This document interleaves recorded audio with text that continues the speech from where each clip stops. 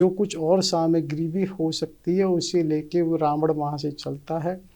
और रावण जब आता है तो देख के चकित हो जाता है, अरे ये तो सेतु बंद पूरा हो चुका है। उससे लगा सेतु बंद के लिए ही शायद वो हो रहा होगा। हालांकि जामवंत जी ने स्पष्ट कहा, लेकिन वैसा होता है कि ध्यान नहीं जाता, उस पर नहीं ध्यान गया उसका। तो और वो क्या करता है कि एक तरह से उसको रथ को वहीं रोक देता है और स्वयं आकाश मार्ग से जाता है। इधर क्या होता है कि पहले से ही क्योंकि जामवंत जी को स्वीकृति मिल चुकी, तो प्रभु ने सभी वानरों को सचेत कर दिया था। इसमें कोई बहन नहीं, सभी ने स्वागत करना है, एक तरह से किसी का विरोध का मतलब ही नहीं है। ऐसा भी आता है कि प्रभु ने अनुज के सहित साष्टांग उनको प्रणाम किया है जमीन अच्छा। में लेटकर, जिससे कि उससे और उन्होंने उसे आशीर्वाद दिया आयुष्मान भव विजय भव का।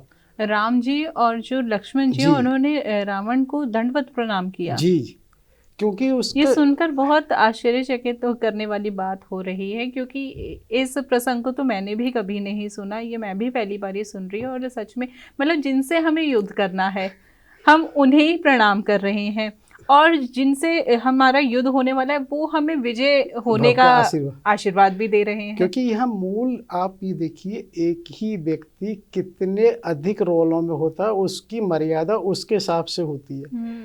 क्योंकि अब यहाँ उन्होंने आचार्य पद को स्वीकार कर लिया है, तो ऐसा कोई आचार्य नहीं हो सकता कि जो आशीर्वाद न दे। और ये प्राय होता है कि जब भी कोई आचार्य होता है तो सबसे पहले वो वही आशीर्वाद देगा जिसके लिए वो आया है। भाई आयुष्मान भव भी दे दिया, विजयी भव दे दिया। अब यहाँ पर बड़ा प्रश्न ये है ना कि भाई आयुष्मान तो हो गया, एक तरह से ये निश्चित कर दिया कि भाई तुम्हारी आयु होगी, और केवल आयु ही नहीं रहेगी, विजयी भव, विजय भी रहोगे। तो इस तरह के आशीर्वाद दे देते हैं। और वहाँ पर फिर तब ये पूछा जाता है कि भाई अच्छा सामग्री की क्या व्यवस्था है। तो वो वहाँ पर संकोच में प्रभु श्री राम ये कहते हैं कि वो वहाँ पर रावण ने ये कहते हैं कि जैसा मैं जानता हूँ तुम वैवाहिक हो, और तुमने ऐसा तो है नहीं किसी बान पर इससे पत्नी का त्याग करके कोई बानप्रस्थ स्वीकार कर लिया हो। और ये तुम भली भांति जानते हो कि इस तरह के यज्ञ में पत्नी सहित ही होने से वो हो सकता है। और जब तुम पत्नी रहिता नहीं हो तो पत्नी फिर, तो प्रभु श्री राम बड़े उससे कहते हैं कि आचार्य इसका कहीं ना कहीं कोई विकल्प तो होगा, ये तो आचार्य ही बताएंगे अब इसका क्या हो सकता है।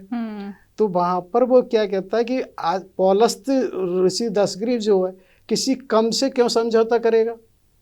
जब वो आचार्य है तो वो तो जो विधि विधान है उसको पूरा करेगा, फॉलो करेंगे। अच्छा सर, इसमें एक मेरी बात ये भी रही कि जैसे कि उन्होंने जो आशीर्वाद प्रभु को प्रदान किया, तो वो कुछ और भी बोल सकते थे। उन्होंने यही बोला कि विजय भव, यानी कि रावण भी कहीं ना कहीं मन में चाहते थे कि हाँ इन्हीं से ही मेरा उद्धार होना है। यही चीज तो बार बार समझने की हमने बहुत बार कहा है, क्योंकि निश्चित रूप से वो केवल केवल इसी के लिए वो कर रहा है, क्योंकि उसने समझा क्यों नहीं। और जब भी जिसने भी ये कहा कि उसको जानकी जी लौटे, तभी उसने उसका विरोध किया, बाकी सुनने में कहीं नहीं किया है। क्योंकि उसको भली भांति मालूम है और कोई तरीका ही नहीं है। और हमने पहले भी कहा था कि ऐसा कैसे वो अज्ञान हो सकता है, उसको सब ज्ञान है। उसको जब तक तो राम जी का जन्म भी नहीं, कौशल्या विवाह के समय ब्रह्मा जी ने बता दिया था। बिल्कुल। तो अज्ञानी तो है नहीं वो, और इसीलिए वो सारी चीजें उसी तरह से घटित हो रही हैं। और वहां पर प्रभु ये कहते हैं, तो तब वो कहते हैं अच्छा एक काम करो, भेजो किसी को, वहां पर रथ खड़ा और वहां पर वो हैं सीता, और उन्हें बुलवा लो। तो ऐसा कुछ आता है कि जो विभीषण के साथ मंत्री आए हुए थे उसमें से कोई मंत्री वहां जाता है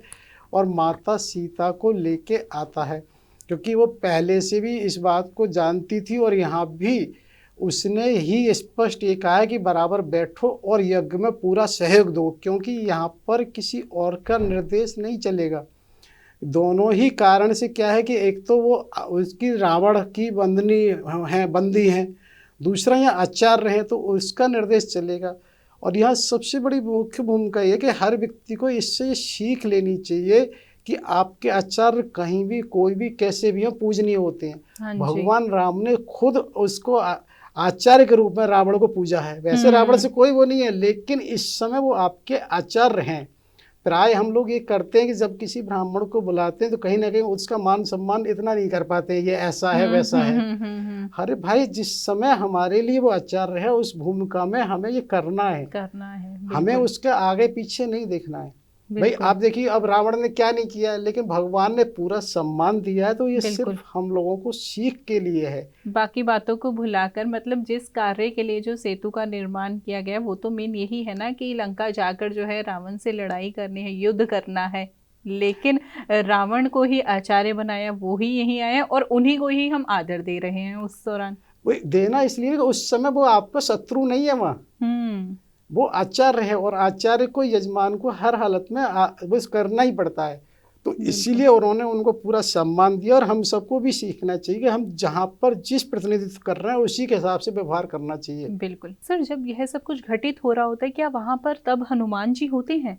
नहीं नहीं, हनुमान जी को तो कैलाश पर्वत पर भेजा हुआ होता है ना। अच्छा। उनको वो लेने के लिए, एक विग्रह लेने के लिए। अच्छा, तो ऐसे में अब सर मैं आपसे यह जानना चाहूंगी कि जब हनुमान जी वापस लौटते हैं कैलाश पर्वत से, तब यह सब कुछ देखता उन्हें कैसा प्रतीत होता है, वो क्या कुछ कहते हैं इस दौरान, यह हम आपसे ज़रूर जानना चाहेंगे, लेकिन कार्यक्रम की अगली श्रृंखला में, अगले एपिसोड में। तब तक के लिए आपने अपना कीमती समय दिया, बहुत बहुत धन्यवाद। आपका भी बहुत बहुत धन्यवाद। सभी श्रोताओं एवं समयदानियों का कोटि कोटि आभार।